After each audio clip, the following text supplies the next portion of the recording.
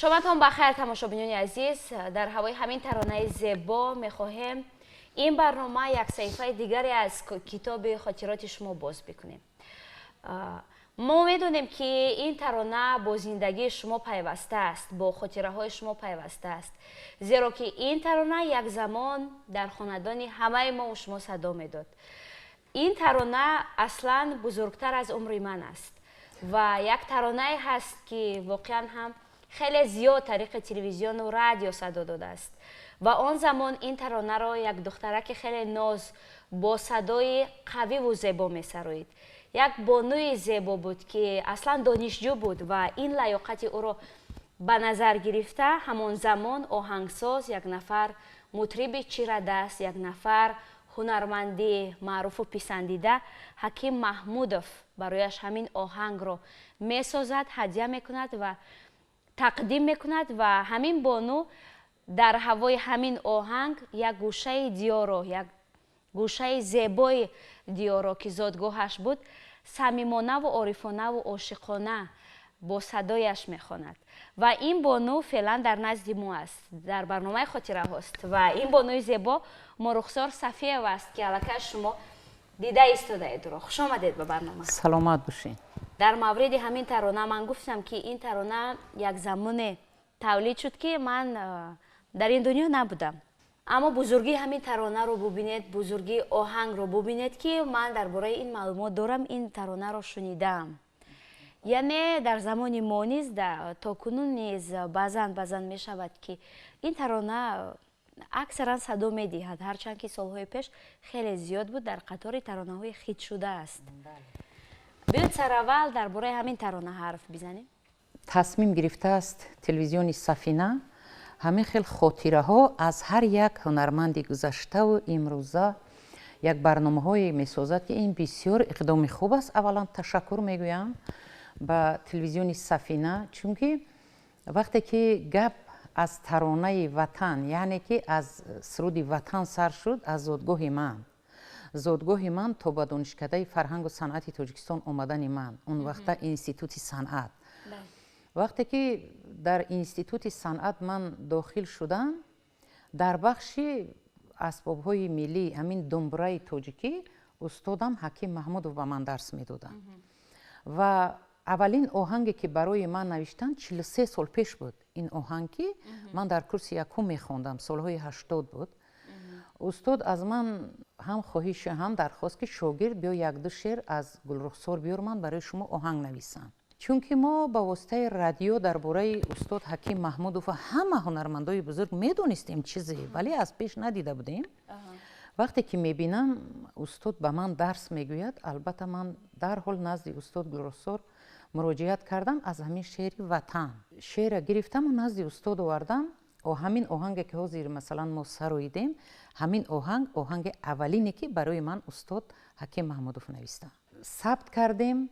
استاد سری هر یک سال برای من 4-5 آهنگ قریب که ایجاد میکردم، چون که همیشه در دانشکده ما کار میکردیم، وقت بیهوده نمیگذروندیم. استاد دوست می‌داشتن که شاگرد بسیار قابل باشد و مثلا گپ درا باشد، مثل که امروز ما طلب میکنیم از شاگردا. و وقتی که می آهنگ نوشتیم، در حال با همراهی انسامبل اون وقت 6 مقام بود در کمیته تلویزیون رادیو، انسامبل حافظان 6 مقام بود، اومده با همراهی استادان نیسان شاولوف، دولتشاه مومنشایوف، یعقوب علایوف و خودی استاد مبارکشاه جمعیوف، سفر محمدوف، همینا قطعی همین سرود در حال استاد ثبت کردم در خزینه طلایی رادیو. شما هم دانشجو بودید و هم در انسامبل کار میکردید یا فقط ما از کورس یکمی این طرف بعد یک نیم بسته در همون انسامبل مثلا کار فعالیت داشتم. بله.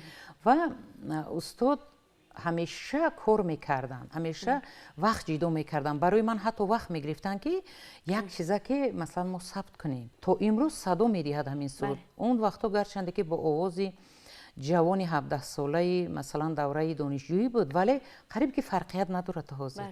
همیشه آهنگ خوب، شعر خوب از بین نمی رود، عمرش دراز بوده است. من همین در آهنگای استادم همین چیزها را الکی دیدم. شما الکی همون زبان برابری که پخش شد احساس کردید که الکی این ترانه معروف شده است، همه این ترانه رو میدونن؟ بله، چون که اون سالها هنرمندا کم بودن، موسیقی های اصیل بسیار بود و موسیقی هایی که خیلی میگن سبک و بی‌معنی کم کی بود. موسیقی وقتی که صدا میداد و ثبت میشی در رادیو، و اون وقت یک استودیو بود، استودیو رادیو تاجیکستان بود، در همین خانه رادیو وقتی که ثبت میشد حتما به واسطه برنامه یکم یا دوم سرود پخش میشد و سرود در برنامه یکم جای گرفت. و از اون وقتی که суруд дар барномаи якум ҷой мегирад, ӯ бисёр садо медод ва ҳар лаҳза ман даъват мешудам ба телевизион мехондам. Баъд дар ҳамин байн 4-5 моҳ пас устод ҳамеша баром оҳанг дига эҷод мекарданд. хато накунам, вақте ки ман 5-ум курсро тамом кардам, аллакай ҳисоб кардам, қариб ки зиёда аз 20 оҳанги устода хондам. баъдан бо омадем ба кумитаи телевизион радио, вақте ки дар ансамблҳо якҷоя кору фаъолият мекардем, устодам то нафаси охирин чӣ қадар оҳангҳои дигар баром эҷод кард.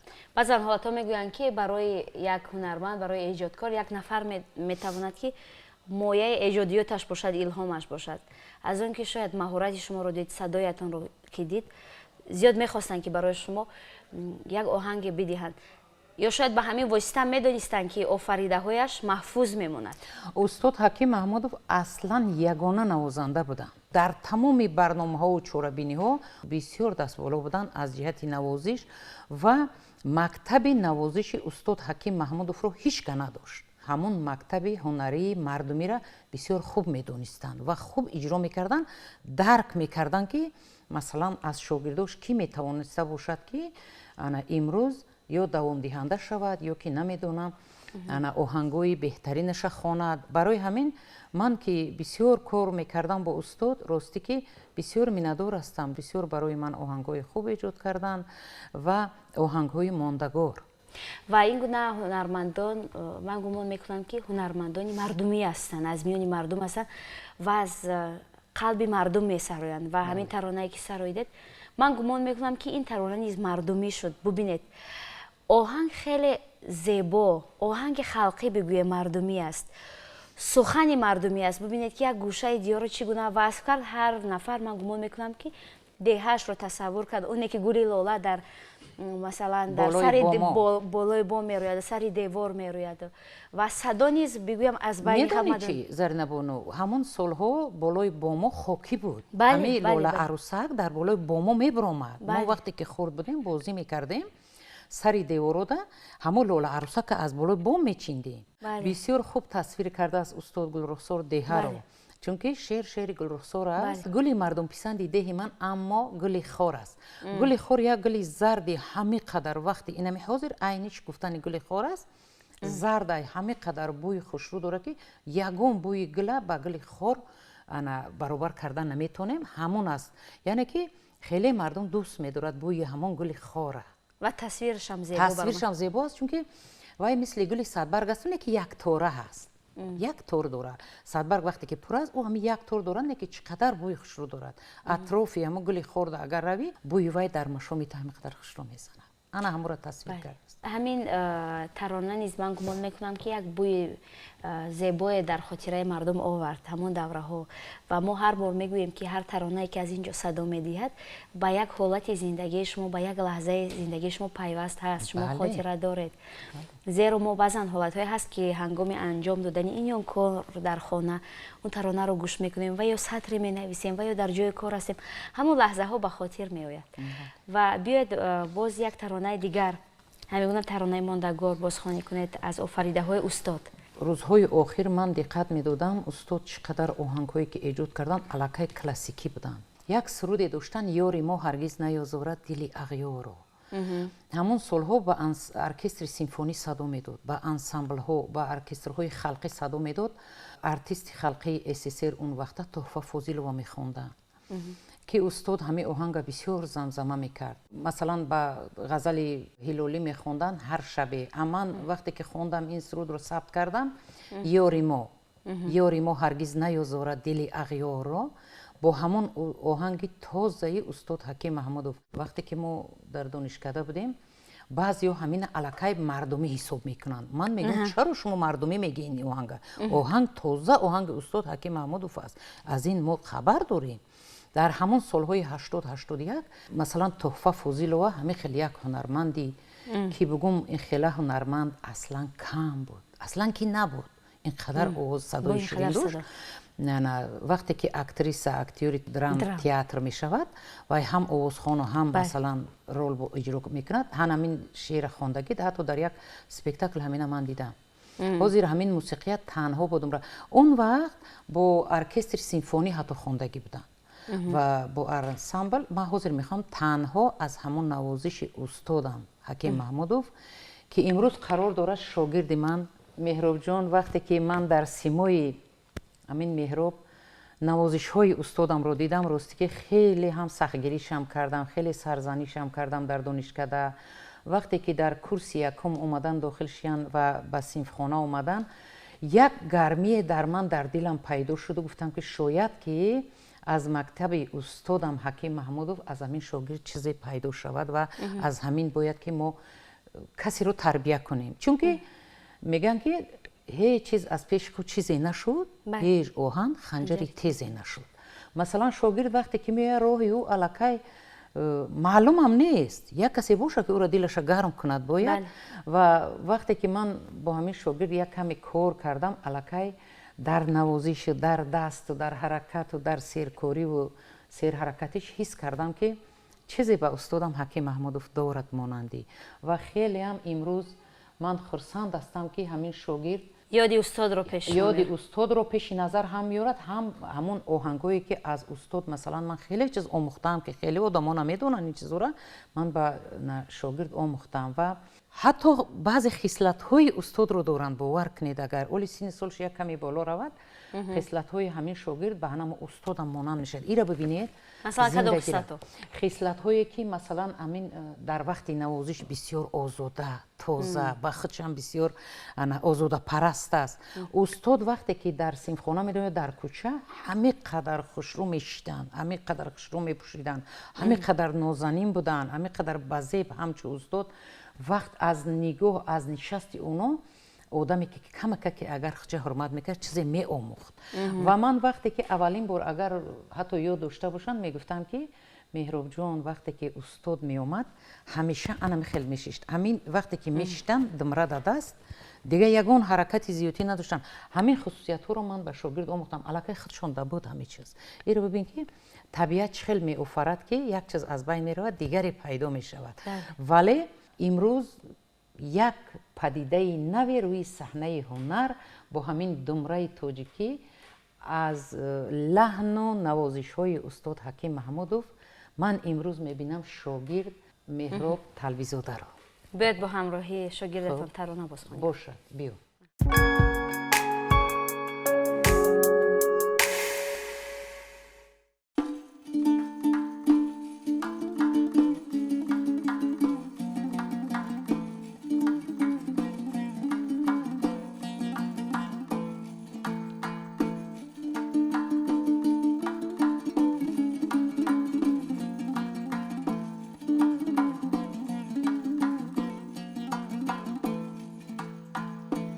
Yo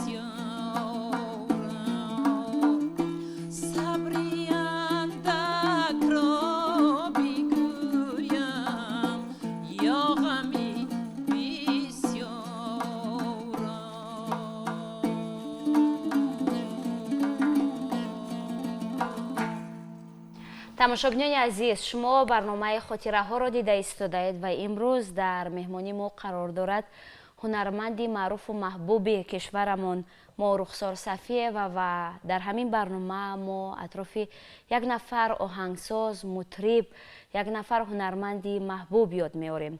ин шахс Ҳаким Маҳмудов аст, ки бо фаъолияти Моҳрухсор Сафиева хеле алоқаманд аст, зеро офаридаҳои устодро Моҳрухсор Сафиева зиёд хонданд ва маҳз барои Моҳрухсор Сафиева оҳангҳои зиёде пешниҳод кардан, эҷод кардан. чун аз ин тарона гуфтед, ки барои оркестри симфонӣ пешниҳод кардан. Кадом солҳо буд ин? ман ёд дорам солҳои 81 буд. устод вақте ки ҳамин асарро эҷод кардан, бо ҳамроҳии оркестри симфонӣ ҳатто ҳамин оҳанг садо дод. баъдан оркестри асбобҳои халқӣ дар кумитаи телевизион радио буд, дар унҷа ҳам сабт шуда буд. аслан гирем агар ҳамин асари хуб, оҳанги хуб худаш намиранда ҳаст. ҳамун солҳо суруде буд, ки бо номи боғча раби сабза дорад, орам эҷод карда буданд.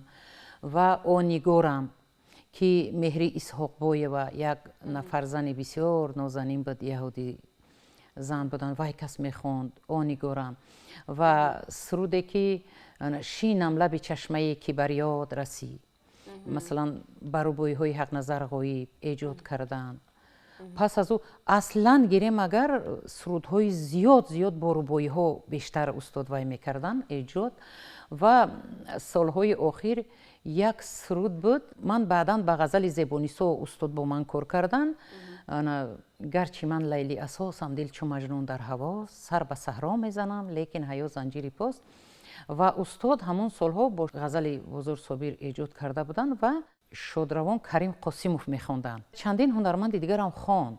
ира аслан гирем агар сурудҳои устод ҳисобш қариб ки гум аст. аслан аз миёни ҳунармандон киҳо бештар боз таронаҳояшон хонданд? барои киҳо бештар?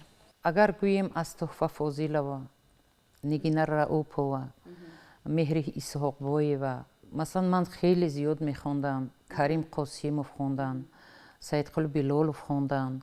дар ин байн апаи Нигина масалан бо Муҳаррама як рубои дигарша мехонданд. Боғча раби сабза дорад, онам масалан ҳунармандои солҳои пешин бин то ба имрӯз садо медиҳад. Ойнигорам вая мехонданд. масалан 3-4 суруди ман тарона, Наврӯз, Лола кора, Дар дашту кӯҳу ёна барои ман навистагӣ ҳастанд. бозам як суруде ҳаст ки абри гузарон ба ҳоли мо мегирияд. онам як оҳанги хеле аҷоиб аст аз устод ки мехонам. аслан гирем мегӯм ки қариб ки ҳунарманде набуд ки аз оҳангҳои устод Ҳаким Маҳмудов агар баҳравар нашида бошад. вале ман фикр мекунам ки аз оне ки 5 соли ҳолати фаъолияти эҷодиш дар донишкадаи фарҳангу санъат буд, ман хеле зиёд чиз омӯхтам аз устод, чунки равияи ман ҳамин равия буд. قبل از ثبت همین برنامه خود شما نیز گفتید که اصلا استاد سبب شدن که من به همین شعبه اومدم. اصلا گفتید که من در شش مقام بودم، اونقدر شوق و رغبت نداشتم بیشتر. نه اصلا این خیلی بود جان. من وقتی که به دانشکده اومدم بخش اولی شعبه شش مقام بود در دانشکده فرهنگ و صنعت، اینستیتوت صنعت بود. و وقتی که هنرمندا را از بین جدا میکردن اون وقت بسیار طلبات زیاد بود. بله. صداهای بلند، دیاپازون، تیمبری بلندی هر یک هنرمند به نظر گرفته در هر یک شعبه ها میموندن. شما رو برای شش مقام انتخاب کردن؟ من برای شش مقام انتخاب کردن و وقتی که به شش مقام اومدیم راستی که برای من یک دخترک کوهستانی خواندن شش مقام خیلی دشوار بود. دشوار بود برای همین یک کمی که وقتی که من خواندم همون وقت مدیر کافدرای ما استاد اصلالدین نظامی بودن. و من گفتم که استاد راستی که خوشم نمیاد چون که خواندن نمیتونم، من از عهده خواندن مقام نمیبرایم. و استاد گفتن که ما استاد حکیم محمودوف رو دعوت میکنیم و دانشکده که شما رو در دو بخش درس بدن، حتما شما باید این بخش رو تمام کنید چون که اگر شما مقام رو تمام کنید خلقی را خون شما، روح شما، جان شما خلقی است، این بخش از تمام کنید. گفته همین خیلی یک مصلحت شد. من در رشته مثلا نوازندگی از استاد آموختم و از مقام استاد برنو اسحاق با درسم میگفتم.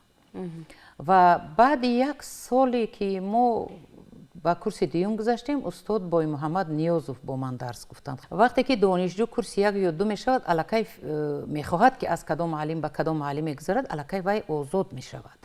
و وقتی که استاد بای محمد نیازوف با من یک سال دیگه درس هنر مقام آموختند، در دوره خواندن تحت راهبری استاد بای محمد نیازوف من الکی سرود تنوع رو ثبت کردم. این را ببینید چقدر دلگرمی پیدا شد. و ما که در دو رشته بودیم دیگه الکی برای من دشواری نموند. اینجا مثلا استاد حکیم محمودوف چیزای مردمی و آهنگای خودش می آموختن به من، اینجا استاد دیگر چیز.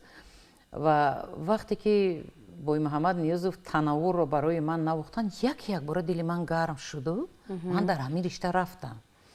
و بعدا حس کردم که همون کشش های سرود هایی که تا حال میخونم به مقام بود از یک چی مانندی داشته است. شاید تاثیر از همون استادان. بله. و خاطرات خیلی زیبا با این قدر هنرمندان کار کردن. بیاد در ادامه باز یک ترانه دیگر بخونید. کدام ترانه رو میخونید؟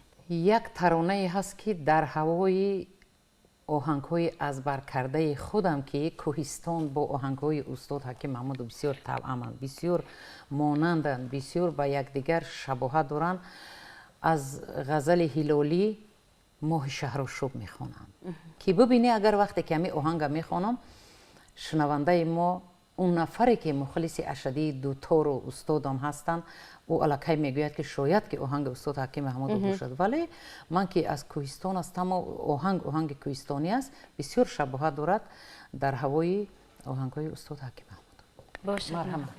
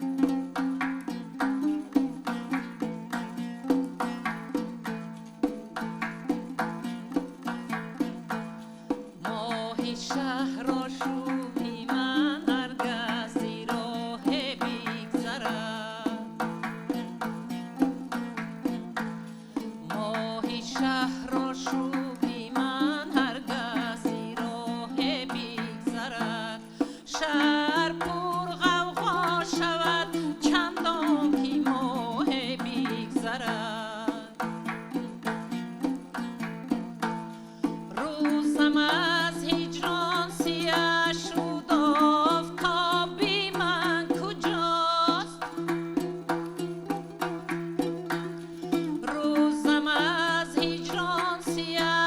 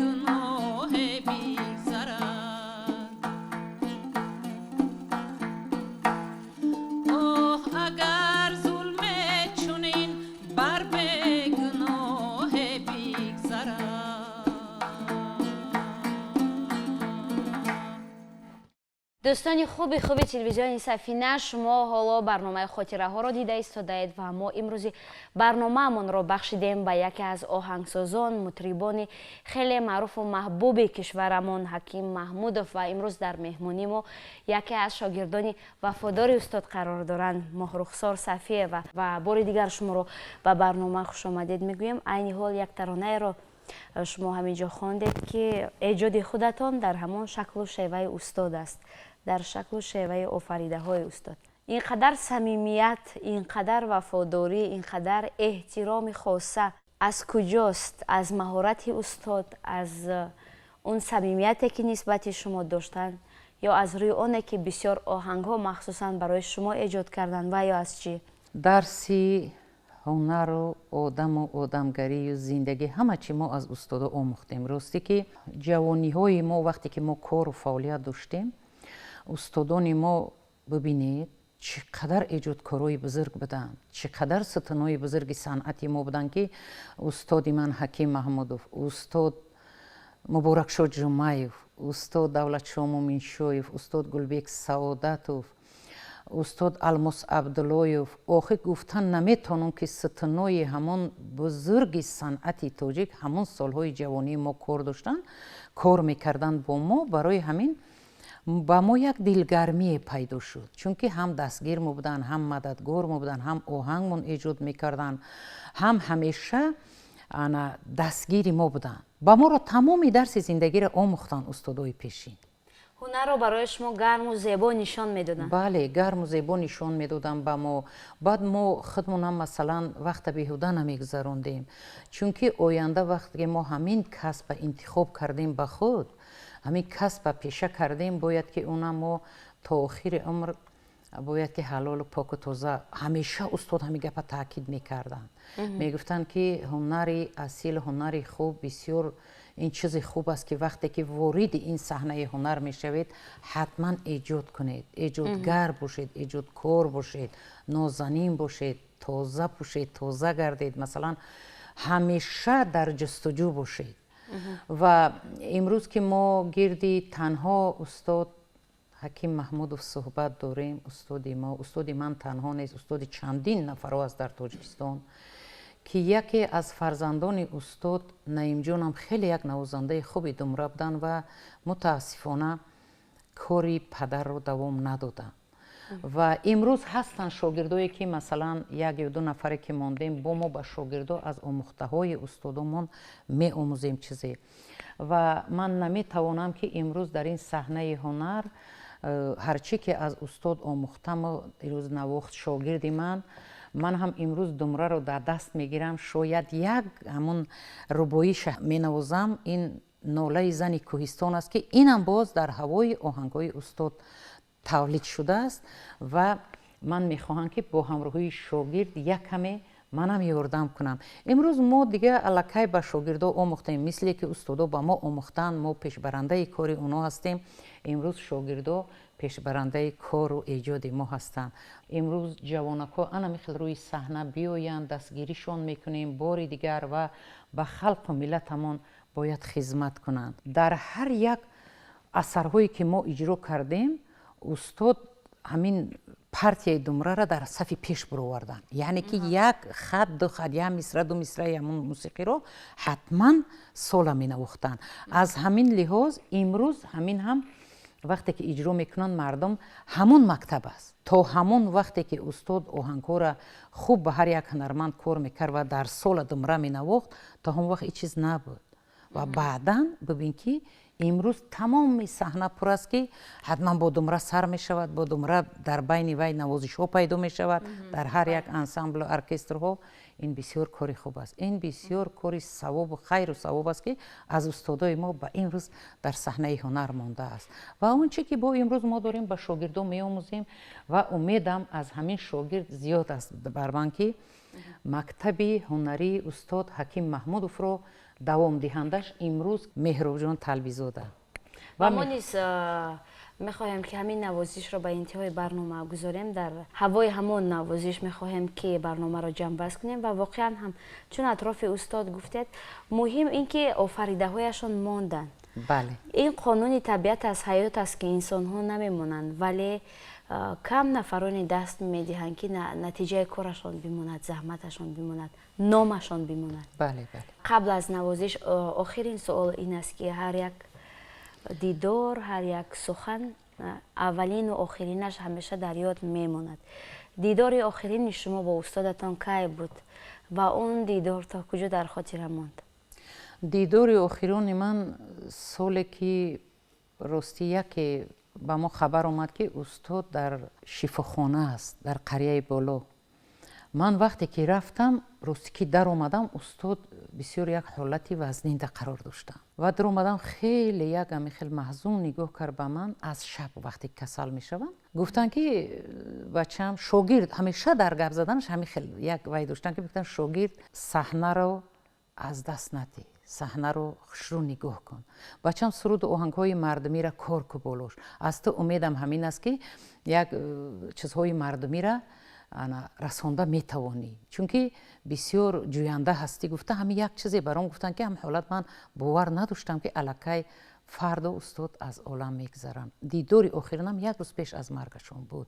و در انتها بیاید چون نصیحت کردن که ترانه های مردمی رو، آهنگ های مردمی رو نگاه دار و پیش ببر، بیاید در انتها یک آهنگ مردمی بنوازید. آهنگ مردمی را من یک کمی کار کرد خودم هست. موسیقی تازه خلقی است ولی خودم کار کردم و اون ربایی هایی که من میخوانم این ربایی های ناله زن کوهستان است که من خودم جابجا گذاشتم. موضوع این خیلی است که این من وقتی که تحقیقات گذراندم و وقتی که پرسیدم از سالهای پیشین خواننده ها و مثلا همون شنونده ها و نوازنده هاش گفتن که یک سرودی بود که با نام سرود دوره جنگ سالی 40-45 و یک دختره که توی می شود همون شب با همراهی داماد اولین بار دیدار می بینند. سحر به جنگ می رود. سحر وقتی که به جنگ می رود داماد همین دخترک همون قدر به او الکی در یک شب محبت می کند که محبت او را در انمی رو بایه حاضر اگر ذهن مانه گوش کنه اینقدر صمیمیت، اینقدر عشق، اینقدر پاکی، اینقدر انتظاری تا به آخر عمر میگویند که همون دختر شوهر نمی کند. و وقتی که در لوی همو مثل که در سرشوی برنامه لوی بام گفتیم که لوی بام سر دیوار روی بام می روید گلی لاله، وقتی که در بهار در بالای هم بام می روید جامه می دوزد به نام همو داماد و انتظار است که انا جنگ به آخر می رسد و داماد گشته شه بچه گشته می بیاید و وقتی که زمزمه می کند امیتا پس زمزمه می کند میگه می خواند و میگوید که این شب چی شود؟ علاوه لر می سوزم با شه بچه را جمعه زر می دوزم سوزنم شکست با خور خس می دوزم رشتم کمی کرد با موی سر می دوزم. انا عشق ببینی، انا محبت ببینی، تصویر رو ببینی و صمیمیت همون عروس یک شبه را ببینی. انا میرد در رشته آهنگ در آوردم و خواندگی هستم و میخواهم که یک کمی با همراهی شاگرد امینه چون که کارکرد خودم است و با همون نقلی که از پیران سالها ما شنیده بودم همینه روی انا دفتری مثلا اینمی ایجادیاتم آوردم. میره ببینید.